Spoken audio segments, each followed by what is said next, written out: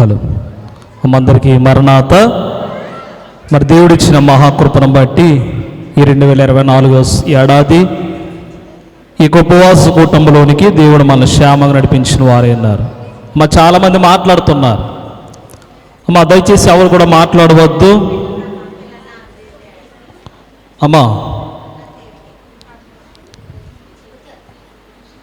ఒక్క నిమిషం మీరు సైలెంట్గా ఉంటే దేవుని వాక్యాన్ని మనం ధ్యానించుకోవడానికి మరి వీలుగా ఉంటుంది. మీరు కూడా మరి నాకు సహకరించిన వారు అవుతారు.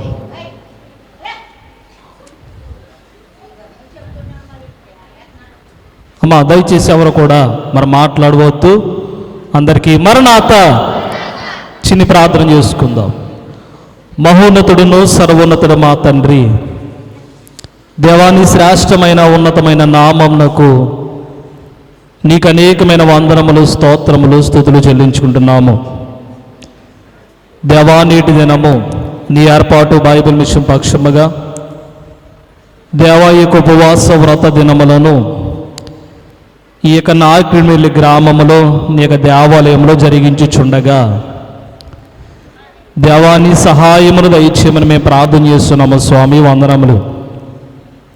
దేవా, మొదటి దినము ఈ సాయంకాలము కూటములో మీరును పరిశుద్ధులు ఉండి దేవా ఇటు కార్యమును దేవా మీరు మహిమాదమే జరిగిస్తున్న విధానమును బట్టి వందనములయ్యా. ఈ ఉపవాస వ్రత దినము ద్వారా దేవా సంఘములకు రావలసిన దీవెన ఆశీర్వాదము దేవా వారికి మెండుగా దయచేయమని మా కొరకు త్వరగా వచ్చుచున్న యేసుక్రీస్తు ప్రభువు నామములు అడిగి వేడుకుంటున్నాము తండ్రి, ఆమేన్. మనల్ని ప్రేమించుచు తన రక్తం వలన మన పాపము నుండి మనం విడిపించిన వానికి మహిమయు యుగాయుగములు ప్రభావములు మెండుగా మన కలుగును గాక, ఆమేన్. అందరికీ మరొకసారి మరణాత. మరి ఉపవాస దినములోనికి దేవుడు మనల్ని క్షేమంగా నడిపించిన వారే ఉన్నారు. సహజంగా ప్రతి ఏడాది కూడా మనము ఉపవాస ప్రార్థనలు ఏర్పాటు చేస్తాం. ఎందుకు అసలు ఉపవాస ప్రార్థనలు? యాజకుల కొరక, మన కొరక? చెప్పండి. సంఘము కొరక, లేకపోతే యాజకులైన వారి కొరక? సంఘం వారి కొరకు. ఎందుకంటే అయ్యగారు అన్నారు, ఉపవాసము ద్వారా మీరు ఉపకారం పొందుతారండి అన్నారు. ఏంటమ్మా? ఉపవాసము ద్వారా ఉపకారం పొందుతారండి అన్నారు. కాబట్టి ఉపవాసం అనగా మనల్ని మనం దిద్దుకొనుట, పరిశుద్ధపరచుకొనుట, ప్రత్యేకపరచుకొనుట, ఇవన్నీ కూడా ఉన్నాయి. కాబట్టి ఉపవాస ప్రార్థనలో మనం తప్పనిసరిగా ఏకీభవించాలి. ఈ ఉపవాస ప్రార్థన ఎన్నో మేలు మనకు అందిస్తుంది. కానీ చాలామంది ఉపవాస ప్రార్థన అంటే ఏదో ప్రతి ఏడాది చేస్తున్నారులే అనుకుని వస్తూ ఉంటారు. కానీ ఉపవాస ప్రార్థన ఏం చేస్తుందయ్యా అంటే దేవునిని మనని దగ్గర చేస్తుంది ఉపవాస ప్రార్థన. ఈ ఉపవాస ప్రార్థన ద్వారా ఏ కారణము చేతైనా దేవునికి దూరంగా ఉండనట్లయితే ఈ ఉపవాస ప్రార్థన ద్వారా దేవునికి మనం ఏమవుతున్నామంటే మరింత దగ్గర అవుతున్నాం. కాబట్టి తప్పనిసరిగా మనం ఏం చేయాలా? ఉపవాస ప్రార్థనలు క్రమముగా ఏర్పాటు చేయాలి. ఆ క్రమముగా ఉపవాస ప్రార్థనకు మనం వచ్చి మన దీవులన్నీ కూడా మనము పొందుకునే వారము ఉండాలి. కాబట్టి నేటి దిన మన వాక్యం ఏంటంటే దైవ భక్తిని బలపరచడానికి, జాగ్రత్తగా రండి, దైవ భక్తిని బలపరచడానికి దేవుడు దేని గుండా నడిపిస్తారయ్యా అంటే శ్రమను గుండా నడిపిస్తారు. అవునా కదా? దైవ భక్తిని బలపరచడానికి దేవుడు దేని గుండా నడిపిస్తారండి? శ్రమను గుండా నడిపిస్తారు. కాబట్టి శ్రమలు బైబిల్లో చాలా రకాలుగా మనకు కనబడుతున్నాయి. అనేకమైన శ్రమలను ఈరోజు ప్రతి ఒక్క జీవితంలో మనం చూస్తున్నాం. అవునా కదా? ఎవరైనా సరే ఇక్కడ శ్రమ లేదు అండి, నేను చాలా సంతోషంగా ఉన్నాను అని ఎవరైనా చెప్పగలరా? చెప్పలేరు. ఎందుకంటే ఏదో ఒక శ్రమ పడుతూనే ఉంటున్నాం. నేడు దినకాల పరిస్థితిని బట్టి, మనం చేసిన పాపములు బట్టి, లేకపోతే దేవునికి మరింత దగ్గరవే ముందు ఏమొస్తాయా అంటే ఏదో శ్రమలు వస్తాయి. అందుకే అంటున్నారు ఏమనంటే మీరు దైవ భక్తిని బలపరచడానికి, స్థిరపరచడానికి దేవుడు దేని గుండా నడిపిస్తారయ్య అంటే శ్రమను గుండా నడిపిస్తారు. బైబిల్ గ్రంథంలో శ్రమ అనగానే ఒక భక్తుడు గుర్తొస్తాడు మనకి, యోబు గారు. అందుకే ఇక్కడ వాక్యంలో మనం చూసినట్లయితే శ్రమలు అసలు ఎలాంటివో మనం ఈరోజు వాక్యంలో జ్ఞాపకం చేసుకుందాం. యోబు గ్రంథము 9వ అధ్యాయము, యోబు గ్రంథము 9వ అధ్యాయము 8వ వచనం నుండి మనం జ్ఞాపకం చేసుకుందాం. ఆయన ఒక్కడే ఆకాశ మండలమును విశాలపరచువాడు, సముద్ర తరంగముల మీద. అమ్మా, ఆయన ఆకాశము మండలమును విశాలపరుచుచున్నాడు. ఆయన ఎక్కడ నడుస్తున్నారండి? సముద్రము తరంగముల మీద. అమ్మ, తరంగములు అంటే ఏంటి? అమ్మ, తరంగాలు అంటే ఏంటి చెప్పాలా? మా సముద్రములు ఏముంటాయండి? తరంగముల మీద నడచడం అంటే ఏంటి? అలలపై నడవడం. బైబిల్ గ్రంథములో అలను ఏమని పోలుస్తున్నారయ్యా అంటే అగ్ని వంటి శ్రమలతో అలను పోలుస్తున్నారు. అంటే యేసుక్రీస్తు ప్రభువైన వారు ఇప్పుడు దేనిపై నడుస్తున్నారు? అలలపై నడుస్తున్నారు. అంటే ఆయన శ్రమల మీద నడుస్తూ ఉన్నట్టు మనకి కనబడుతుంది. అమ్మ, సముద్రం చూశారు కదా అందరూ? ఏదో మరి చాలా కొత్తగా చూస్తున్నారు. అమ్మ, సముద్రం తెలుసు కదా? సముద్రంలో ఏముంటాయి? అలలు ఉంటాయి. అలలు అనగా అర్థం ఏంటయ్యా అంటే శ్రమలు. యేసుక్రీస్తు ప్రభువైన వారు దేని గుండా నడుస్తున్నారయ్యా అంటే అలలపై నడుస్తున్నారు. ఎందుకు చెప్తున్నానంటే మరి ఈరోజు తల్లిదండ్రులైన వారు ఈ సంసార సాగరం అనే అలలపై నడుస్తున్నారు. అవునా కదా? ప్రతి ఒక్క కుటుంబము కూడా దేనిపై నడుస్తుంది అంటే అలలపై నడుస్తుంది. ఈ అలలపై నడవాలి అంటే, అలలు అనగా శ్రమలు, ఈ శ్రమలపై నడవాలి అంటే మనకేం కావాలి? చాలామంది ఈ శ్రమలపై నడవలేక ఏమైపోతున్నారయ్యా అంటే మరి మునిగిపోతూ ఉంటున్నారు. ఈ శ్రమలపై నడవలేక తట్టుకోలేకపోతున్నారు. కానీ ఏర్పాటు బైబిల్ మిషన్ పెండ్లు కుమార్తె సంఘం ఉన్న మనము శ్రమల్లో మనం ఏం చేయాలంటే ఆడుకోవాలి, పాడుకోవాలన్నారు అయ్యగారు. కాబట్టి ప్రతి ఒక్కరూ కూడా యేసుక్రీస్తు ప్రభువైన వారు ఎలాగైతే సముద్రం అనగా ఈ లోకము, అలలనగా శ్రమలు, ప్రభు ఎలాగైతే అలలపై నడిచారో మనము కూడా అలలపై నడిచే శక్తిని, భక్తిని ఈరోజు మనం పొందుకోవాలి. ప్రతి ఒక్కరి జీవితంలో అలలు ఉంటాయి, శ్రమలు ఉంటాయి. దైవజనులు జాదోసయ్య గారు అన్నారు, శ్రమ లేని భక్తి భక్తే కాదంట. అసలే ఏంటమ్మా? శ్రమ లేని భక్తి భక్తే కాదంట. భక్తునికి ఎక్కువ ఏమొస్తాయి అంటే శ్రమలు వస్తాయంట. ఆ శ్రమ లేకుండా నేను భక్తుని అని చెప్పుకోవడానికి కూడా అర్హత ఉండదంట. కాబట్టి ఈరోజు మనకు శ్రమలు వస్తున్నాయి అంటే మనము దేని వరుసలో ఉన్నామంటే భక్తుని యొక్క వరుసలో మనము ఉన్నట్లే.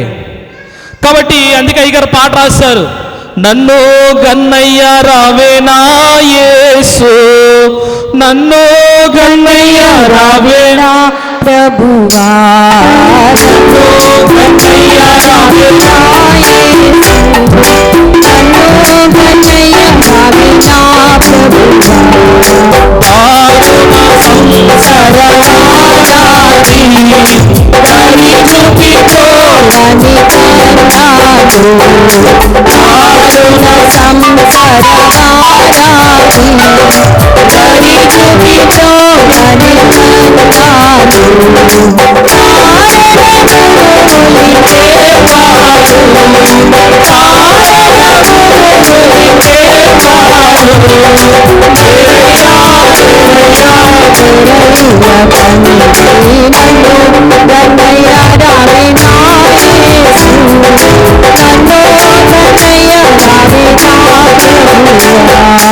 చాలండి. కాబట్టి దారుణ సంసార వారది దరి చూపి వారు ఎవరండి? అమ్మా, మన దరికి అంటే ఏంటండి? అవతలికి చేర్చేవారు ఎవరయ్యా అంటే మరి యేసుక్రీస్తు ప్రభువైన వారే మనకు కనబడుతున్నారు. కాబట్టి గనుక ప్రతి ఒక్క సముద్రంలో అలలుండము సహజమే. కాబట్టి ఈరోజు వాక్యాన్ని మనం జ్ఞాపకం చేసుకున్న మునుపు ఈరోజు మన వాక్యాన్ని మరి తేటగా అర్థం చేసుకోవాలి. ఏంటయ్యా అంటే యేసుక్రీస్తు ప్రభువైన వారు దేని మీద నడుస్తున్నారయ్యా అంటే మరి సముద్రం మీద నడుస్తున్నట్టు మనకు కనబడుతున్నాయి. కాబట్టి సముద్రం మీద అల్లల మీద ఆయన నడిచారని మనం జ్ఞాపకం చేసుకుంటూ ఉంటున్నాం. అలాగే మత్తయి సువార్త 14వ అధ్యాయము 24వ వచనం చూడండి అమ్మా. అప్పుడు ఈ దోణి ధరికి దూరముగా ఉండగా అమ్మ చూడండి, అలల వల్ల సముద్రము అలల వల్ల సముద్రంలో ఉన్న నావ ఏమవుతుంది? కొట్టబడుచుంది. అంటే భయంకరమైన తుఫాను వల్ల ఆ యొక్క నావ పడవ అతలాకుతలమైపోతుంది. చదవండి అమ్మా. ఆయన సముద్రం మీద నడుచుచు వారి ఎద్దకు వచ్చాను. యేసుక్రీస్తు ప్రభువైన వారిని చూసి అక్కడ ఏమనుకుంటున్నారండి? భూతము అనుకుంటున్నారు. కానీ యేసుక్రీస్తు ప్రభువైన వారు ఎక్కడ నడుస్తున్నారు? సముద్రం మీద నడుస్తున్నారు. ఎందుకంటే వారు ఎవరిని జ్ఞాపకం చేసుకున్నారయ్యా అంటే సముద్రంలో ప్రభువుని జ్ఞాపకం చేసుకున్నారు. ఎందుకంటే ఒక కష్టం వచ్చినప్పుడు, ఇబ్బంది వచ్చినప్పుడు, శ్రమలు వచ్చినప్పుడు ఎవరిని జ్ఞాపకం చేసుకోవాలి? మనం చెప్పాలమ్మా గట్టి. ఎవరిని జ్ఞాపకం చేసుకోవాలి? దేవుని జ్ఞాపకం చేసుకోవాలి. దేవుని స్మరిస్తూనే ఉండాలి. బైబిల్ మిషన్ విశ్వాసి అంట నిత్యము దేవుని స్తుతిస్తూనే ఉండాలంటే ఏ పనిలో ఉన్నా నిత్యము దేవుని జ్ఞాపకం చేసుకోవాలంట. ఏదో బైబిల్ పట్టుకుని మందిరానికి వచ్చేటప్పుడే కాదు, నిత్యం ఎవరిని జ్ఞాపకం చేసుకోవాలి? దేవునిని మనం జ్ఞాపకం చేసుకోవాలి. కాబట్టి వారు కూడా వారి కష్టం వచ్చినప్పుడు ప్రభువుని జ్ఞాపకం చేసుకున్నారు. ప్రభువా ప్రభు అని పిలిచినట్టే ప్రభు అలలపై నడుస్తూ వారు కనబడుతున్నారు. అందుకే ఒక పాట ఉంటుంది, అలలపైన నడిచినావా యేసయ్య ఆదుకోవయ్యా, నన్ను ఆదుకోవయ్యా అని పాట కూడా మనకు కనబడుతుంది. కాబట్టి అలలపైన సముద్రం మీద ఎవరు నడుస్తున్నారయ్యా అంటే ప్రభువు నడుస్తున్నారు. కాబట్టి మనము కూడా ఈ లోకంలో అలాంటి అలలపై అంటే శ్రమలు వంటి అలలపై నడవాలి అంటే ఏం చెయ్యాలి? ఈరోజు వాక్యంలో మనం జ్ఞాపకం చేసుకుందాం. చూడండి, ప్రతి ఒక్కరి జీవితంలో అలల వంటి శ్రమలు ప్రతి ఒక్కరి జీవితంలో మనకు కనబడతాయి. ఈ వాక్యం ద్వారా అలలపై మరి నేను కూడా ఎలా నడవాలి అని ఒకసారి అందరూ కూడా జ్ఞాపకం చేసుకోవాలి. అలాగా అలలపై నడవాలి అంటే అసలు మనకి ఏమి కావాలయ్యా అంటే ఇక్కడ చూడండి 89వ దావీదు కీర్తన 8వ వచనం చదవండి. యెహోవా సైన్యములకు అధిపతి యెహోవా దేవా. అమ్మ అది కదండి 89:4 అనుకుంటా.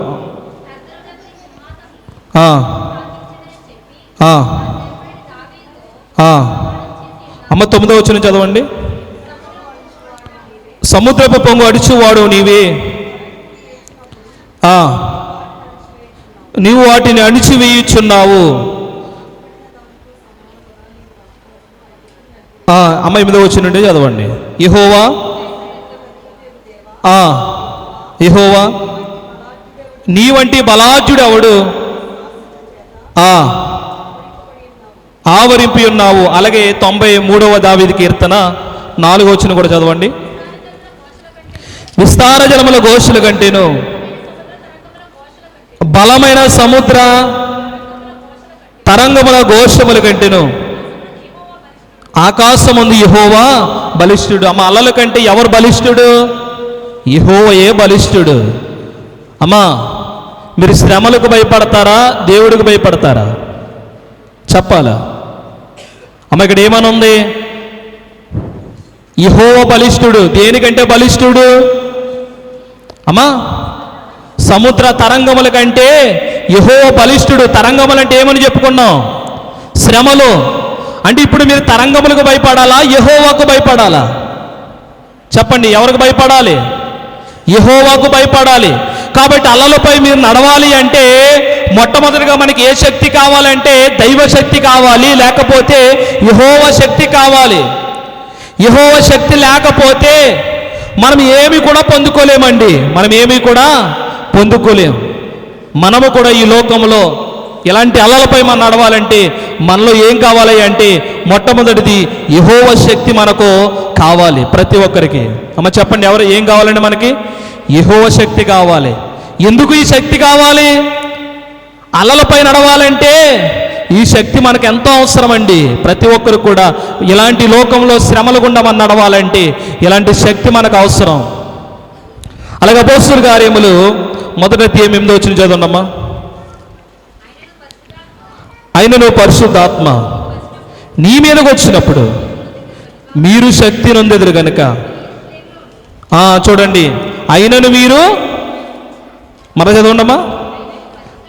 పరిశుద్ధాత్మ నీ మీదకి వచ్చినప్పుడు చూడండి, ఎప్పుడైతే యెహోవా శక్తి మన మీదకి వచ్చిందో మనం ఏం పొందుతామండి? దేవుని యొక్క శక్తి పొందుతాం. కాబట్టి ఈ రోజుల్లో మనము కూడా ఇలాంటి సముద్ర తరంగములకు అలలపై ప్రభు ఎలాగైతే నడిచారో మనము కూడా ఈ రోజుల్లో నడవాలి అంటే ఏం కావాలి అంటే యెహోవా శక్తి మనకి కావాలి. అలాగే ఇర్మీయా గ్రంథం 5వ అధ్యాయము 22వ వచనం చూడండమ్మా. 2వ చూద్దాం. సముద్రమును దాని తరంగములను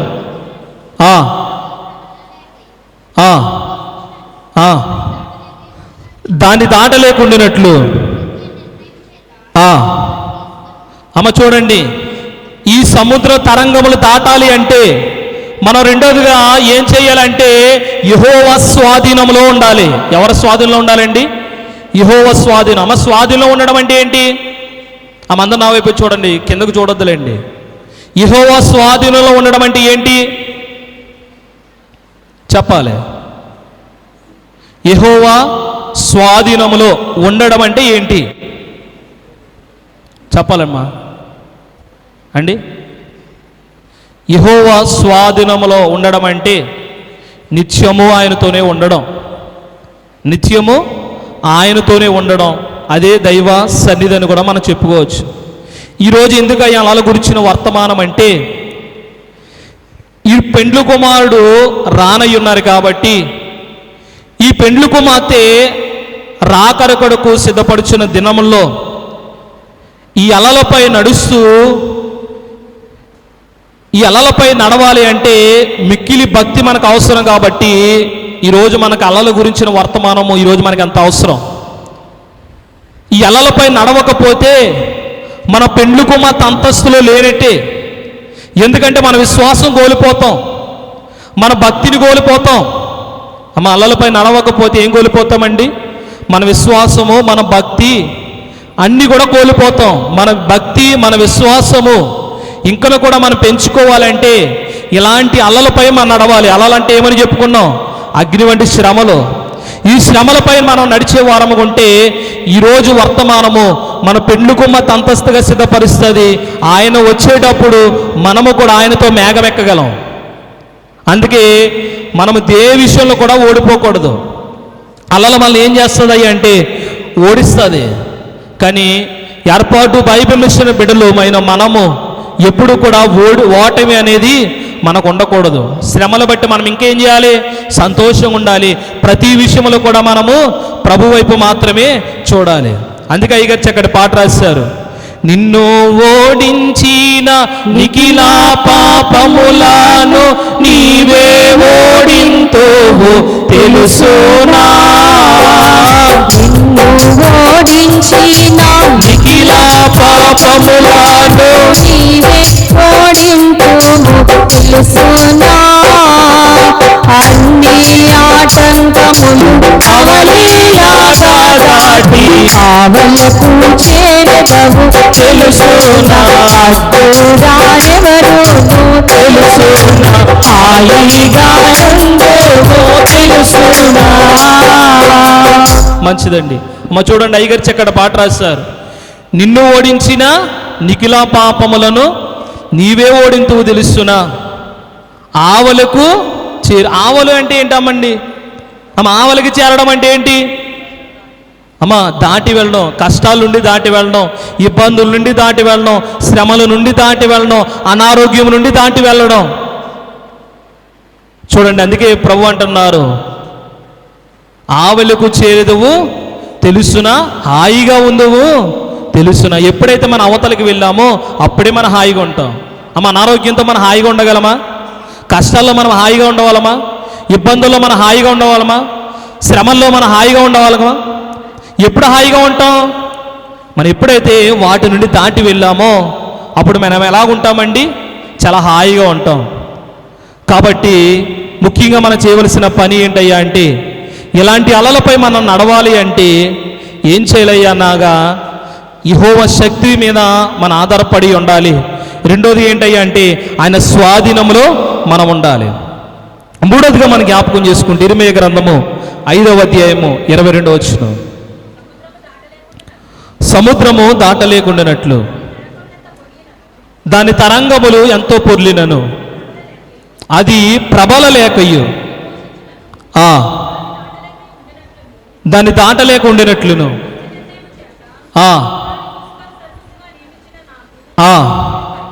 మీరు భయపడరా? నా సన్నిధిని వనకరా? ఇదే యెహోవా వాక్కు. అమ్మ, మూడోది ఏంటయ్యా అంటే దేవుని అలలపై మనం నడవాలి అనగా యెహోవా సన్నిధిపై మనం ఉండాలి. ఏముండాలండి? యెహోవా సన్నిధి. అమ్మ చూడండి, అలలపై నడవాలంటే 3 మాటలు జ్ఞాపకం చేసుకున్నాం ఈరోజు మనం. ఒకటి ఏంటయ్యా అంటే యెహోవా శక్తి మీద మనం ఉండాలి. రెండోది ఏంటయ్యా అంటే ఆయన స్వాధీనంలో ఉండాలి. మూడోది ఏంటయ్యా అంటే ఆయన సన్నిధిలో ఉండాలి. ఈ వచనముతోనే అయ్యగారు ఒక పాట రాశారు, దైవాత్మరమ్ము నా తనువు నా వ్రాలు అనే పాటలో ఒక చరణం ఉంటుంది. స్వంత శక్తితోనో యేసు స్వామి చేరలేను, స్వంత శక్తితోనో యేసు స్వామి చేరలేను.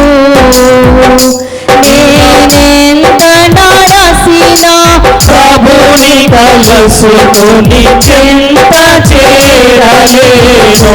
నేనెంత నడసినా ప్రభుని కలుసుకుని చెంత చేరలేను. చూడండి, స్వంత శక్తితో ఎవరిని చేరలేమండి? దేవుని చేరలేం. చాలామంది అనుకుంటారు ప్రభువుతో ఎలాగైనా నేను ప్రభుతో ఉంటానులే, ప్రభు నా మాట వింటారులే, నా శక్తిని నా బలాన్ని చూపించుకుంటూ ఉంటారు. అమ్మా, దైవ బలము దైవ శక్తి లేకపోతే ప్రభుని మనము చేరలేం. మా లోకశక్తి దైవ శక్తి మనకు అనవసరం. మనకు ఏం కావాలి అంటే స్వంత శక్తి మనకు అనవసరం, కానీ దైవ శక్తి మనకు ఎంత అవసరమో అప్పుడే మనము ప్రభువుని చేరుకోగలం. కాబట్టి దేవుని యొక్క సన్నిధి అనగానే మనకు గుర్తుకొచ్చేది దేవునికి సమయాన్ని కేటాయించడమే. ఏంటమ్మా? దేవునికి సమయాన్ని మనము కేటాయించడమే దైవ సన్నిధి. దైవ సన్నిధి దైవ సన్నిధి అంటూ ఉంటాం. మరి సన్నిధి అంటే అర్థం ఏంటి అంటే దేవుని యొక్క ఉనికి. ఉనికి అనగా దేవుడు ఇక్కడ ఉన్నారు అని అర్థం. ఏంటమ్మా? దేవుడు ఇక్కడ ఉన్నారు అని అర్థం. కాబట్టి మూడోది ఏంటయ్యా అంటే యెహోవా సన్నిధిలో ఉన్నవారు తరంగములపై హాయిగా నడుస్తూ ఉంటారంట. దేవుని యొక్క తరంగలపై ఎలా నడుస్తారండి? హాయిగా నడుస్తారు. ఎవరో? దేవుని సన్నిధిలో ఉన్నవారు. ఎవరయ్యా అలలపై హాయిగా నడుస్తారయ్యా అంటే ఒకటి యెహోవా శక్తి కలిగిన వారు, రెండు ఆయన స్వాధీనంలో ఉన్నవారు, మూడోది ఆయన సన్నిధిలో ఉన్నవారు అలలపై ఎలా నడుస్తారయ్యా అంటే హాయిగా నడుస్తూ ఉంటారంట. సన్నిధి అంటే దేవుని దగ్గర కూర్చోవడం. ఇప్పుడు చూడండి, మరియా తన పనులన్నీ కూడా పక్కన పెట్టుకుని ఎక్కడ కూర్చుంది? దేవుని దగ్గర కూర్చుంది. కానీ మార్త ఏం చేసింది? ఆ పనుల్లో మునిగిపోయింది. కాబట్టి సన్నిధి అనగా దేవుని దగ్గర కూర్చోవడం, దేవుని దగ్గర ఉండడం, దేవునితో మాట్లాడడం.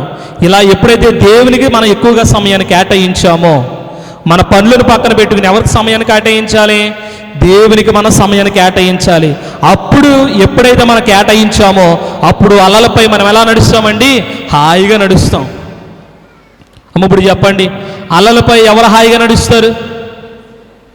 అమ్మ ఇప్పుడు చెప్పండి, మన అలలపై హాయిగా నడవాలా, మునిగిపోవాలా? చెప్పాలండి. ఎలాగా? బైబిల్ మిషన్ బిడ్డలు శ్రమను చూసి అసలు భయపడకూడదంట. శ్రమల ఉపకారము శ్రమలే ఆహారము. కాబట్టి ఈ అలల వంటి శ్రమలు మన జీవితంలో ఉన్నప్పుడు మన హాయిగా నడవాలంటే మన తప్పనిసరిగా చేయవలసింది ఒకటి యెహోవా శక్తి మనకు కావాలి, రెండోది ఏంటంటే ఆయన స్వాధీనంలో ఉండాలి, మూడోది ఏంటయ్యా అంటే ఆయన యెహోవా సన్నిధిలో మనము ఉండాలి. అసలు అలలు అంటే ఏంటండి? అలలు ఎలా వస్తాయి చెప్పండి అమ్మ. అలలపై ఎలా నడవాలో జ్ఞాపకం చేసుకునంటే మనము శ్రమలుండి ఎలా హాయిగా నడవాలో మనం జ్ఞాపకం చేసుకున్నాం కదా ఏముండాలని. అసలు శ్రమలు అంటే ఏంటి? శ్రమలు ఎలా వస్తూ ఉంటాయి అమ్మ? శ్రమలు ఇప్పుడు కూడా మన పక్కనే ఉంటాయండి, మాటి మాటికి వస్తూనే ఉంటాయి. చూడండి, వాక్యం యెహెజ్కేలు గ్రంథము 26వ అధ్యాయము 3వ వచనం చదువుకుందాం. ప్రభువైన యెహోవా సెలవిచ్చింది ఏమనగా, నేను నీకు విరోధులైతిని, సముద్రపు తన తరంగములు నేను అనేక జనములు నియమించి రప్పించేదను. వారు వచ్చి సముద్ర తరంగలు ఏం చేస్తుంది అంటే జనములను రప్పిస్తుంది. చదవండమ్మా. వారు వచ్చి తూరు యొక్క ప్రాంతములను కూల్చి దాని కోటలను పడగొట్టుదురమ్మా. చూడండి, శ్రమలు అంటే ఏంటో తెలుసా? అందరూ నా వైపు చూడండి. బైబిల్ చదవదులండి. శ్రమలపై నడవాలని చెప్పుకున్న హాయిగా, అసలు శ్రమలు అంటే ఏంటో తెలుసా? భూ సంబంధమైన జనులే మనకు శ్రమలు. ఏంటమ్మా? భూ సంబంధమైన జనులతో ఎప్పుడు కూడా మనకు శ్రమలే. ఎందుకంటే వారు పాడు చేయడానికి చూస్తూ ఉంటారు. ఏం చేస్తారండి? దైవ మందిరికి వెళ్ళిన మనము ఒకవేళ మందిరానికి వెళ్ళాలనుకోండి, ఆ భూ సంబంధమైన జనులు ఏం చేస్తారయ్యా అంటే, ఒరే బాబు ఎందుకురా నువ్వు మందిరానికి? నేను వెళ్ళడుతున్నానా ఏంటి? నేను వెళ్ళకపోయినా ఎలా ఉన్నాను? హాయిగా ఉన్నాను కదా, నువ్వు ఎందుకు మందిరానికి వెళ్తున్నామని చెప్పి భూ సంబంధమైన జనులు మళ్ళీ ఏం చేస్తారయ్యా అంటే పాడు చేయడానికే చూస్తూ ఉంటారు ఎప్పుడు కూడా. దాన్ని బట్టి మనం ఏమైపోతామంటే, అవును కదా వాళ్ళే సంతోషంగా ఉన్నారు, ప్రతిరోజు మందిరానికి వెళ్తున్నాను, నాకు కష్టాలు వస్తూనే ఉంటాయి, నాకు శ్రమలు వస్తూనే ఉంటున్నాయి, చూడు వీడు ఎంత బాగున్నాడు, వీడు ఎంత హాయిగా ఉన్నాడు అని చెప్పి మనకి ఏం కలుగుతుందంటే ఒక సందేహం కలుగుతూ ఉంటుంది. కాబట్టి ఎందుకు చెప్తున్నాను అంటే భూ సంబంధమైన జనులతో మనం దూరంగా ఉండాలి. భూ సంబంధమైన జనులు అంటే ఏంటయ్యా అంటే మరి దేవునిని అంగీకరించిన వారు. ఏంటమ్మా? దేవునిని అంగీకరించిన వారు ఏమంటారండి? భూ సంబంధమైన జనులు అంటారు. అలాంటి వారితో మనం ఏం చేయాలంటే చాలా దూరంగా ఉండాలి. ఎందుకంటే వారు ఎలాగైనా సరే మందిరానికి వెళ్ళాలనగా మళ్ళీ పాడు చేస్తూ ఉంటారు, దేవునికి ఏమైనా సహకరించాలనగా సరే పాడు చేస్తారు. ఒరే ఎందుకురా సహకరిస్తున్నావు, నీకు ఏమైనా ఎక్కువైపోయినాయి ఏంటి, దేవునికి అస్తమానిస్తూనే ఉంటామని ఎప్పుడు కూడా పాడు చేస్తూనే ఉంటారు. కాబట్టి శ్రమలు అంటే ఏంటయ్యా అంటే, అలలు అంటే ఏంటయ్యా అంటే భూ సంబంధమైన జనులే ఒక అలలు. వారితో మనం చాలా జాగ్రత్తగా ఉండాలి. అందుకే ఇక రాశారు పాటలో, లోకముతో నీ సంగము కూడా లోకముతో నీ సంగము కూడా ఏకమాయెను, ఏమి చేతులు ఏకమాయెను, ఏమి చేతులు త్వరగాను నా యేసు. త్వరగానే చూడండి, ఈరోజు భూ సంబంధమైన జనులు అనే అలలను మనం ఈరోజు దాటాలి. ఏం దాటాలండి? భూ సంబంధమైన జనులు అనే అలలను ఈరోజు మనము దాటే వారము ఉండాలి. మీరు అనుకోవచ్చు అలల కోసం చెప్తున్నారు, అలలంటే ఏంటయ్యా అంటే భూ సంబంధమైన జనులే అలలు. వాటిని ఈరోజు మనం ఏం చేయాలండి? దాటే వారము ఉండాలి. ఎందుకంటే వారు ఎప్పుడు కూడా పాడు చేస్తూ ఉంటారు. అందుకే అన్నారు భూ సంబంధమైన వాటితో ఉంటే లోకము సంఘం ఏమైపోతుంది? ఏకమైపోతుంది. కాబట్టి లోక ప్రజలనగా భూ సంబంధమైన జనులతో మనం ఎలాగైనా సరే ఎలాగుండాలండి? దూరంగానే ఉండాలి. అందుకే భూ సంబంధమైన జనులు ఎలాగా అలల్లంటి వారు, ఈరోజు మన వాటిని దాటే వారము ఉండాలి. రెండోది ఏంటయ్యా అంటే 65వ దావీదు కీర్తన 65వ దావీదు కీర్తన 7వ వచనం నుండి చదువుకుందాం. ఏంటమ్మా? ఆయనే సముద్రపు ఘోషను తరంగముల ఘోషను అణుచువాడు, జనముల అల్లరిని చల్లార్చువాడు. అమ్మ జనులు ఏం చేస్తారండి? అమ్మ చెప్పండి. అమ్మ ఎవరు కూడా సరిగ్గా వినట్లేదండి వాక్యం. అమ్మ ఎందుకంటే వాక్యం మనల్ని సరిదిద్దుతుంది. ఒకవేళ భయంకరమైన పరిస్థితుల్లో ఉంటే వాక్యం మనకి ఏంటంటే ఆదరణ. వాక్యం అనగా ప్రభు మాట్లాడతారు. దేవుడు మనకి ఏం చేస్తారయ్యా అంటే ఆదరణ కలిగిస్తారు. ఏమైనా ఒకవేళ కష్టాల్లో ఉన్నా, ఇబ్బందుల్లో ఉన్నా, ఏ సమస్యలో ఉన్నా దేవుని వాక్యం మనం శ్రద్ధగా వినాలండి.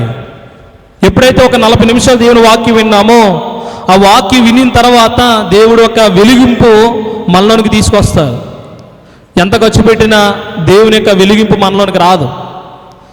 ఏమో దేవుడు ఎలా మాట్లాడతారో మనకి తెలియదు. కాబట్టి వాక్యం మనం ఏం చేయాలంటే చాలా శ్రద్ధగా వినేవారము ఉండాలి. చూడండి, రెండోది ఏంటంటే మొట్టమొదటిది భూ సంబంధమైన జనులతో మనము అలాంటి అలలపై మనం దాటాలి, అలాంటి వారికి మనం దూరంగా ఉండాలి. రెండోది ఏంటయ్యా అంటే జనముల అల్లరులను ఆయన ఏం చేస్తాడండి? చల్లారుస్తాడు. అల్లరు అంటే ఏంటి అమ్మ? అల్లరులు అంటే ఏంటి అమ్మ? అల్లరులు అనగా ఆకర్షణ. అమ్మ అల్లరు అంటే ఏంటండి? ఆకర్షణ. దైవజన దేవదాసయ్య గారు అన్నారు, మరి పాపం చేసిన స్త్రీని ఏమన్నారయ్యా అంటే అల్లరి పిల్ల అన్నారు. అల్లరి అనగా జనులు అల్లరు మనల్ని ఏం చేస్తుంది అంటే దేవుని సన్నిధికి వచ్చిన వారిని ఆకర్షిస్తుందంట. అల్లరి పనులు అనగా పాపపు పనులు. ఆ పనులు చూసి మనం ఏమైపోతామయ్యా అంటే ఆకర్షించబడిపోతాం. వారు ఏదో పని చేస్తూ ఉంటారు, అల్లర్లు చేస్తూ ఉంటారు. అలాంటి ఈ లోకంలో ఉన్న మనము, ఈ కడవరి దినాల్లో ఉన్న మనము ఇలాంటి అల్లరి నుండి మనం ఏం చేయాలి అంటే దాటి వెళ్ళే వారముగా ఉండాలి. అందుకే వాక్యం ఉంటుందండి, ఏమనంటే దేవుని మాట విని మరి బండ మీద ఇల్లు కట్టుకుని ఇల్లు ఎలాగుంటుందండి చెప్పండి? ఎలా ఉంటుంది? ఎంతో బలంగా ఉంటుంది. దేవుని మాట అంటే జనులు మాట విని ఇల్లు కట్టుకుంటే ఏమవుతుంది? ఇసుక మీద ఇల్లు కట్టుకున్నట్లే ఉంటుంది. కాబట్టి ఇప్పుడు చెప్పండి, మీరు దేవుని మాట వినాలా, జనముల మాట వినాలా? చెప్పండి అమ్మా. దేవుని మాట వినాలి. దేవుని మాట ఎప్పుడైతే మనం వినడం ప్రారంభించామో మనకు వెలుగు యొక్క జీవితం దేవుడు మనకు ప్రసాదిస్తారు. ఈ జనుల కల్లరి, ఈ యొక్క పనులన్నీ కూడా భయము, ఇవన్నీ కూడా ఎవరు పెడతాడయ్యా అంటే సాతాను గడి పెడతాడు.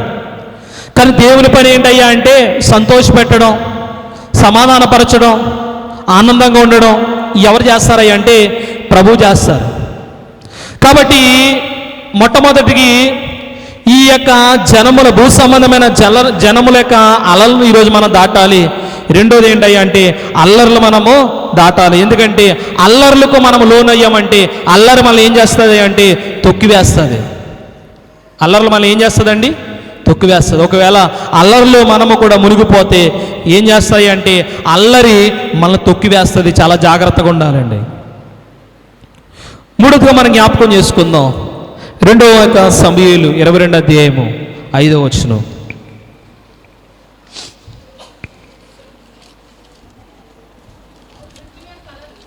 ఏంటమ్మా? మృత్యువే కాలాలు నన్ను చుట్టుకొనకను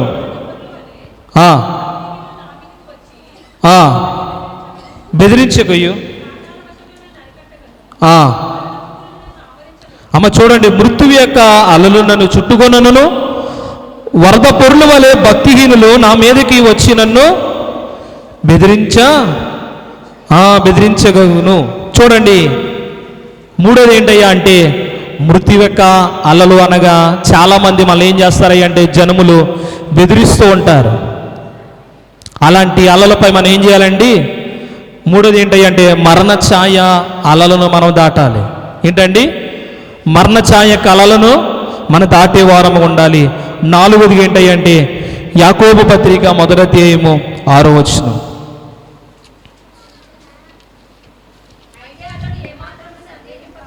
అయితే అతడు ఏమాత్రము సందేహింపగా విశ్వాసముతో అడగవలెను, సందేహించువాడు చూడండి సందేహములు. అమ్మా ఎవరికి వస్తూ ఉంటే సందేహములు కూడా దేవుడు ఎలా పోలుస్తున్నారంటే తరంగములతో పోలుస్తున్నారండి. అమ్మా సందేహములు కూడా దేవుడు ఎలా పోలుస్తున్నారండి? తరంగములతో పోలుస్తున్నారు. చాలామందికి సందేహాలు వస్తూ ఉంటాయి. సందేహములు వచ్చేటప్పుడు సందేహములు మనకి రాకుండా ఉండాలంటే దేవునికి మనం సమర్పణ చేసుకునే వారము ఉండాలి. ఏం చేయాలండి? దేవునికి మనము సమర్పణ. సందేహములు అంటే ఏమీ కాదు. మన యొక్క సాతాను ఎదురింపులో కూడా చదువుతాం, ఇంట్లో కూర్చుని ప్రార్థన చేసుకుంటే చాలదా, గుడికిందికి వెళ్ళని తలంపు సరిచేదలమని చెప్పుకుంటాం. ఇవన్నీ కూడా సందేహములు. ఈ ఇంట్లోనే కూర్చుంటే చాలదా, మనకి ఎందుకు మందిరానికి వెళ్ళాలని. కాబట్టి సందేహములనే అలలపై మనం దాటాలి. అమ్మ చూడండి, ఇవన్నీ కూడా మన కళ్ళ ఎదుట జరిగే అలలే, శ్రమలే. శ్రమలంటే ఏయో శ్రమలు కాదు, ఎక్కడి నుంచో మనం వచ్చి పడిపోవు. ఇవన్నీ కూడా మనం ఏం చేయాలి అంటే దాటే వారముగా మనము ఉండాలి. కాబట్టి సంపూర్ణ విశ్వాసముతో, పరిపూర్ణ విశ్వాసముతో సందేహాలు మనం ఎదుర్కోవాలయ్యా అంటే మనము ఆయనకు మనం ఏం చేసుకోవాలయ్యా అంటే సమర్పణ చేసుకునే వారముగా మనము ఉండాలి. అందుకే అయ్యగారు పాట రాశారు, సర్వచిత్తంబు నీవేనయ్యా స్వరూపమీశు మరి సర్వచిత్తంబు నీవేనయ్యా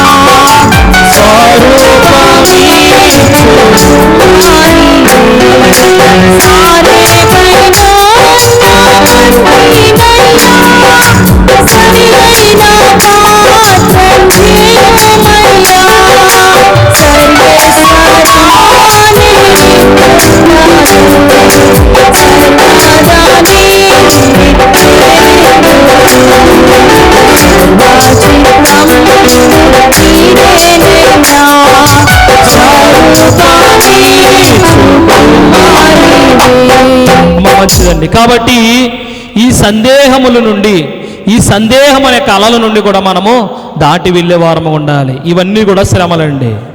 దైవజన దేవదాసయ్య గారు అన్నారు, ఒక మాట అన్నారు, శ్రమలు మనకు వచ్చేటప్పుడు శ్రమలు ఎందుకు అనకూడదంట. ఏంటండి? శ్రమలు ఎందుకు అనకూడదంట, శ్రమలు ఎందుకో అనుకోవాలంట మన అందరూ కూడా. ఇప్పుడు చెప్పండి, శ్రమలు ఎందుకా మనకి చెప్పండి అమ్మా. శ్రమలు ఎందుకు అని ఏ భక్తి నోటంట కూడా రాకూడదంట. శ్రమలు ఎందుకో అనుకోవాలంట. ఎందుకంటే శ్రమ వెనకాల మనకి ఏముందయ్యా అంటే చక్కటి బహుమానం కూడా మనకు ఉంది. ఎందుకంటే ఆయన ఎలాగున్నారంటే ఒక కుమ్మరి వలె మనకు పనిచేస్తున్నారు. ఆయన ఒక కుమ్మరి అయి ఉన్నాడు, ఆయన చేతిలో మనం ఉన్నాము. ఆయన మనకి ఎవరండి? కుమ్మరి. ఆయన కుమ్మరి పని ఏంటి? ఆ యొక్క పాత్రని సరిచేస్తూ ఉంటాడు. సరిచేసే వరకు ఆ చేతితో తిప్పుతూనే ఉంటాడు. సరిచేసిన తర్వాతే ఆ పాత్రని పక్కన పెడతాడు. కాబట్టి యేసుక్రీస్తు ప్రభువైన వారు మనకి ఎలా ఉన్నారంటే కుమ్మరి అయి ఉన్నాడు. మనం సరిచేసే వరకు ఆయన చేతిలోనే మనం ఉంటాం. కాబట్టి మరి ఇలాంటి అలలపై మనం దాటి ఈరోజు మనం దాటి వెళ్ళాలండి. భయంకరమైన అలలు, భయంకరమైన తరంగములు ఇవన్నీ కూడా చూడండి. కాబట్టి ఇవన్నీ కూడా అంటే జనముల యొక్క భూ సంబంధమైన జలులు అనే అలలు దాటాలి. అలాగే అల్లరి యొక్క అల్లర్లు అనే అలలను మనం దాటాలి. అలాగే మరణ ఛాయలనే అలలను కూడా మనము దాటాలి. సందేహములనే అలలను కూడా మనం ఈరోజు దాటే వారము ఉండాలండి. ఎందుకయ్యా అంటే ఇవన్నీ కూడా దేవుడు మనల్ని చక్కటి బహుమానంతో నింపిస్తున్నారు. కాబట్టి అలలపై అసలు మనం నడవాలంటే యెహోవా శక్తి మనకు కావాలి. ఆయన స్వాధీనంలో ఉండాలి. దేవుని యొక్క సన్నిధిలో కూడా మనము ఉండేవారము ఉండాలి. యేసుక్రీస్తు ప్రభువైన వారు ఒక మాట అంటున్నారండి ప్రకటన గ్రంథములో. చూడండి, ప్రకటన గ్రంథము 3వ అధ్యాయము 18వ వచనం చదవండి. నీవు ధనవృద్ధి చేసుకున్నట్లు అగ్నిలో పుటము వేయబడిన బంగారము, నీ దిశమల్లా సిగ్గును కనపరుచుకున్నట్లు ధరించుకున్నటకు తెల్లని వస్త్రములను నీ దృష్టికి కలిగినట్లు నా యొక్క కొనమని. అమ్మ చూడండి, యోహాను గారి ద్వారా ప్రభు సెలవిస్తున్నారు. ఏమనంటే నాతో చెప్పండి, అగ్ని పుటములో వేయబడిన బంగారము నా యొద్ద కొనుగుము. అమ్మ ఎవరి దగ్గర కొనాలి? ఏం కొనాలి? అగ్నిలో పుటము వేయబడిన బంగారము నా యొద్ద కొనుమంటున్నారు. అమ్మ చూడండి, ప్రభు దగ్గర ఎలా కొంటామండి మనం? అమ్మ పాస్టర్ గారి దగ్గర అయితే ఏదో కొనగలం, మన దగ్గర ఉంటారు కాబట్టి. మరి ప్రభు దగ్గర ఎలా కొనగలం? చూడండి, ఆయన ఏమంటున్నారంటే అగ్నిలో పుటవేయబడిన బంగారము నా యొద్ద కొనుము అంటున్నారు. ప్రభు అంటున్నారు ఈ మాట యోహాను గారి ద్వారా, నా యొద్ద కొనుక్కోండి అంటున్నారు. ఇప్పుడు చెప్పండి, మనం ఆ బంగారం కొనుక్కోవాలంటే ఎలా కొనుక్కోవాలి అసలే? అమ్మ చెప్పండి, అగ్ని అంటే ఏంటి? అమ్మ చెప్పండి, అగ్ని అంటే ఏంటి? మహా శ్రమలు. ఇక్కడ పుటమానకు అర్థం ఏంటి? చెప్పాలండి. కొనుక్కోవడం అంటే ఊరికినే కాదండి, ఇది చాలా కష్టపడాలి. అగ్నిలో పుట్టమ వేయబడిన బంగారము నా యొద్ద కొనుక్కోండి అంటున్నారు. అగ్ని అంటే మహాశ్రమలు. మొదటి పేతురు రాసిన పత్రికలు ఉంటుంది 4:12 చదవదులండి. అగ్ని వంటి మహాశ్రమలు అని చెప్పి. పుటము అనగా అర్థం ఏంటంటే, అమ్మ చూడండి, నా వైపు చూడండి. పుటము అనగా అర్థం ఏంటయ్యా అంటే పరీక్షించుకునుట, శుద్ధి చేసుకునుట. ఏంటమ్మా? పరీక్షించుకునుట, శుద్ధి చేసుకునుట. అంటే పెండ్లు కుమార్తె సంఘము ఇలాంటి అలలపై, అలలన్నగా ఏం చెప్పుకున్నాం? శ్రమలే కదా. ఇలాంటి శ్రమల్లో పెండ్లు కుమార్తె సంఘం ఏమి చేయాలయ్యా అంటే పరీక్షించుకుంటుంది, శుద్ధి చేసుకుంటుంది, బాగు చేయబడుతుంది. ఏం చేయబడుతుందండి? పుట్టమంటే ఏం కాదు, శుద్ధి చేసుకునుట, బాగు చేసుకునుట, ఇంకేంటండి చెప్పండి, పరీక్షించుకునుట. ఇవన్నీ కూడా పుట్టము. అంటే శ్రమల్లో అలలపై మనము ఏం చేయాలంటే శుద్ధి చేసుకుని, బాగు చేసుకుని. బంగారం అంటే ఏంటి? అగ్నిలో పుట వేయబడిన బంగారం. బంగారం అంటే ఏంటి చెప్పాలమ్మా? అమ్మ మనం వేసుకున్న బంగారం కాదండి. బంగారం అంటే ఏంటి? దేవుని యొక్క మహిమ. ఏంటమ్మా? దేవుని యొక్క మహిమ. అమ్మ మనం వేసుకున్న బంగారం, భూలోకంలో ఉన్న బంగారం ఎవరైనా దొంగలించవచ్చు, కానీ దేవుని దగ్గర నుండి నువ్వు సంపాదించుకున్న బంగారము ఎవరు కూడా దొంగలించలేరు. ప్రభు అదే అంటున్నారు, ఆ బంగారాన్ని నువ్వు ఏం చేయాలి? నా దగ్గర కొనుక్కోవాలి. ఈరోజు భూలోక సంబంధమైన బంగారం మనకు వద్దండి. దానివల్ల అంతా కూడా మనకు హాని. అది దొంగలించవచ్చు, పారేసుకోవచ్చు, కానీ దేవుని దగ్గర కొనుక్కున్న బంగారము, అందుకున్న బంగారము, దేవుని యొక్క మహిమ, అది నిత్యం మనతోనే ఉంటుంది. రేపు పరలోకంలో కూడా పరలోక భక్తులైన వారు అంటారు ఏమనంటే, పరలోకము కూడా వీధులన్నీ కూడా ఎలాగుంటాయి? బంగారముతో ఉంటాయని. అందుకే ప్రభు అంటున్నారు, అగ్నిలో పుట్ట వేయబడిన బంగారము నా యొద్ద కొనుక్కోండి. అగ్ని అంటే శ్రమలు, పుటం అంటే ఏమని చెప్పుకున్నాం? శుద్ధి చేసుకునుట, పరీక్షించుకునుట, బాగు చేసుకునుట. అంటే వాటి ద్వారా మనం ఏం చేసుకోవాలి అంటే బాగు చేసుకుని, శుద్ధి చేసుకుని కొనుక్కోవడం. అంటే ఏంటంటే ప్రయాసపడుట, ప్రయత్నించుట, ప్రార్థన చేసి దేవుని అడుగుట. ఏంటమ్మా? దేవుని మహిమను ఇప్పుడు చెప్పండి. శ్రమలో మనము బాగు చేసుకుని, శుద్ధి చేసుకుని, ఆ బంగారము దేవుని మహిమను ప్రార్థన ద్వారా మనం పొందుకోవాలండి. ఈరోజు చూడండి, దేవుని యొక్క బంగారం ఊరికినే రాదు. దేవుని యొక్క బంగారం అంటే దేవుని యొక్క మహిమ ఊరికినే మనం సంపాదించుకోలేమండి. పెండ్లు కుమార్తె సంఘము ఎలాగుండాలంటే బంగారం వలె ఉండాలి. అందుకే ఏర్పాటు బైబిల్ మిషన్ దేవుడు ఎలా చూపించారు చెప్పండి? ఎలా చూపించారండి? బంగారంతో చూపించారు, బంగారపు అక్షరాలు చూపించారు బైబిల్ మిషన్ అని చెప్పి. ఎందుకంటే ఆయన మహిమ కలిగిన వారు, బైబిల్ మిషన్ కూడా మహిమ కలిగినది. ఈరోజు సంఘము కూడా మనం ఎలాగున్నామండి? దేవుని యొక్క మహిమ కలిగిన వారమే. మరి ఇటు దేవుని యొక్క మహిమ కలిగిన వారు మనము కూడా మరి ఎలా ఉండాలి అంటే ఏం చేయాలి? చూడండి, దేవుని దగ్గర మనం కొనుక్కోవడం అంటే ఆషామిష కాదు. ఈరోజు పెండ్లు కుమార్తె సంఘము ఏమవ్వాలంటే రాకడ సమీపంగా ఉన్నాం కాబట్టి మనం అందరం కూడా బంగారం వలె, మన మహిమ వలె మనం మారిపోవాలంట. అగ్నిలో పుట్ట వేయడం బంగారము నా యొద్ద కొనుక్కోండి అని చెప్పి వాక్యం చెప్తుంది ఈరోజు మనకి. ఈరోజు వాక్యం ఈరోజు మనకు అదే, అగ్నిలో పుట్ట వేయడం బంగారము నా యొద్ద కొనుక్కోండి. ఏమో ఒకవేళ దేవుని యొక్క మహిమ మన మీదకి లేకపోతే మనం ఈరోజు ఏం చేయాలండి? ఉపవాస ప్రార్థన ద్వారా కొనుక్కోవడానికి ప్రయత్నించాలి. కొనుక్కోవడం అంటే అర్థం ఏం చెప్పుకున్నాం? ప్రార్థన చేసుకోవడం, ప్రయాసపడడం, ప్రయత్నించడం. దేవుని దగ్గరికి వచ్చి మనం ప్రయత్నించాలి. దేవా ప్రార్థన చేయాలి, ప్రయాసపడాలి. దేవుళ్ళు ఎక్కువ మనం ప్రయాసపడాలండి. ఎప్పుడైతే ప్రయాసపడ్డామో అటు విలువైన బంగారాన్ని మనం సంపాదించుకోవచ్చు. ఎందుకంటే నిత్యము ప్రభు మనల్ని ఏం చేస్తున్నారా అంటే ఆశీర్వదిస్తూనే ఉంటారు. అందుకే దైవజన దేవాసయ్య గారు అన్నారు, ఒక ప్రార్థన చేసుకోవాలంటే ఉదయకాలం లేచిన వెంటనే, ఏంటమ్మా?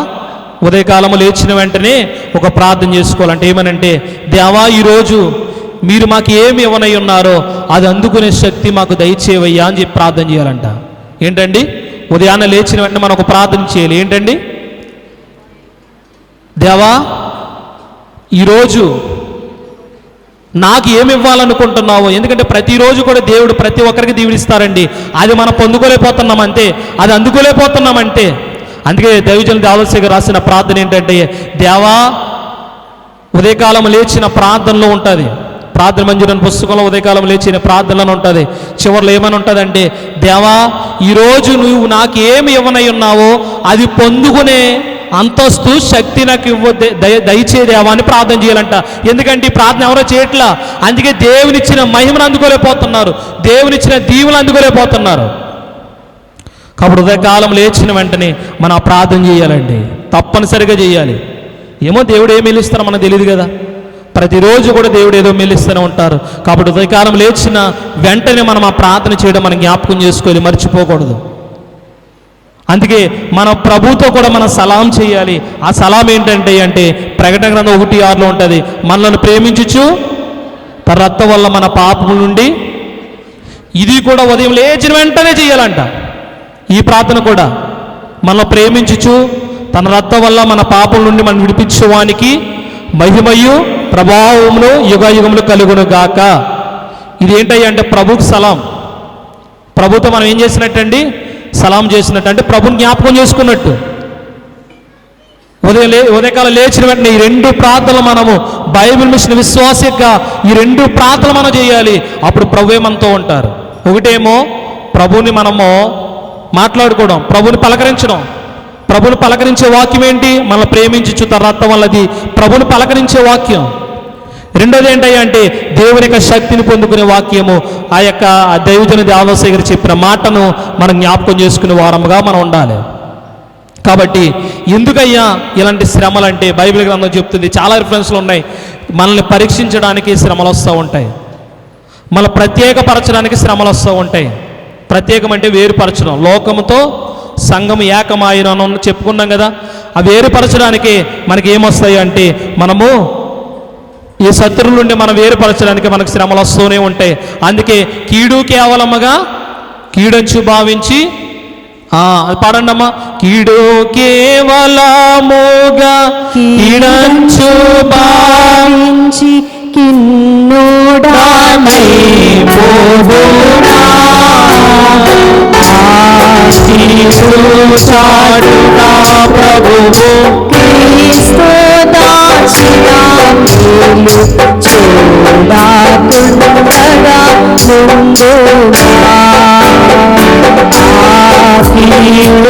చాడునా ప్రభువు క్రీస్తు దాచిన మేలు చూడకుండగా ముందుగా. చూడండి, కాబట్టి ఏర్పాటు బైబిల్ మిషన్ బంగారమైంది. కాబట్టి ఈ బంగారం వంటి సంఘము ఎవరిని కూడా బాధ పెట్టకూడదు. అమ్మ, ఈరోజు ఎవరినైనా బాధ పెట్టారా? అమ్మా, ఎవరిని కూడా మనము బాధ పెట్టకూడదు, కష్టపెట్టకూడదు. మనం అందరం కూడా ఎలా ఉండాలంటే సంతోషంతో ఒకరు ఉండేవారముగా మనం ఉండాలి. ఎందుకంటే ఈ శ్రమలు బట్టి దేవుడు ఏం చేస్తారయ్యా అంటే పైకెత్తి చూపిస్తారు. ఏం చూపిస్తారండి? పైకెత్తి చూపించే వారం ఉంటారు. ఇక్కడ మీరు చూడండి రిఫరెన్స్, 1 పేతురు రాసిన పత్రిక 1వ అధ్యాయం 7వ వచనం చదవనమ్మా. నశించిపో సువర్ణము ఏంటమ్మా? అగ్ని పరీక్ష వలన పరిశుద్ధపరచబడుచున్నది కదా. దానికంటే అమూల్యమైన మీ విశ్వాసము ఈ శోధనల చేత పరీక్షకు నిలిచినదై యేసుక్రీస్తు ప్రత్యేకమైనప్పుడు అమ్మ చూడండి మెప్పుయు మహిమయు.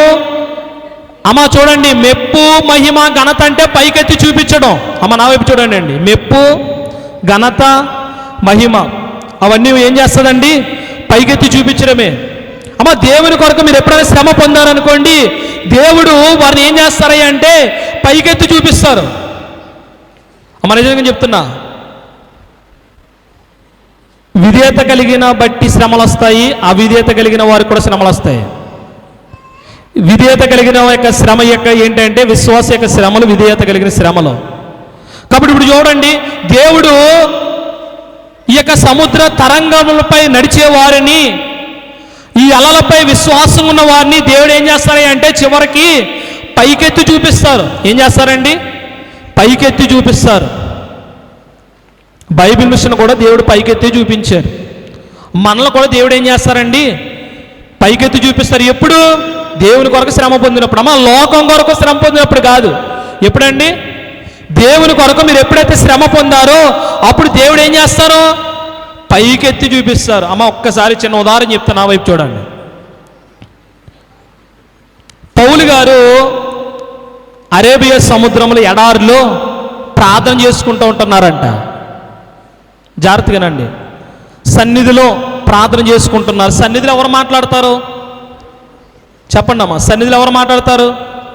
ప్రభువే స్వయంగా మాట్లాడతారు. సన్నిధి అంటే ప్రభుతో మాట్లాడుటే, ప్రభు కనబడి మాట్లాడేది దాన్ని ఏమంటారయ్యా అంటే సన్నిధి అంటారు.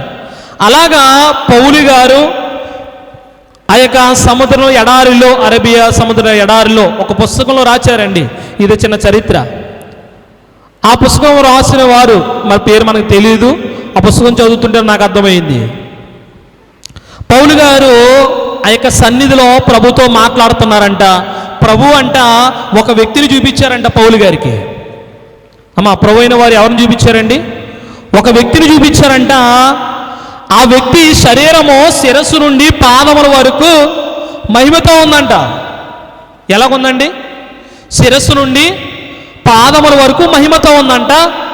అక్కడక్కడక్కడ మహిమ ఎక్కువైపోతుందంట. ఏంటండి? అక్కడక్కడక్కడ శరీరంలో అంటే మహిమతోనే ఉన్నారు. ఆ వ్యక్తి శరీరంలో అక్కడక్కడక్కడ ఇంకా ఎక్కువైపోతుందంట మహిమ. చూడలేకపోతున్నారంట పౌలు గారు. అప్పుడు ప్రభు అన్నారంట, మరి పౌలు, ఈ వ్యక్తి ఎవరో నీకు తెలుసా అన్నారంట. ఆ వ్యక్తి ఎవరో చెప్పండి. మీలో ఎవరైనా చెప్పగలరా?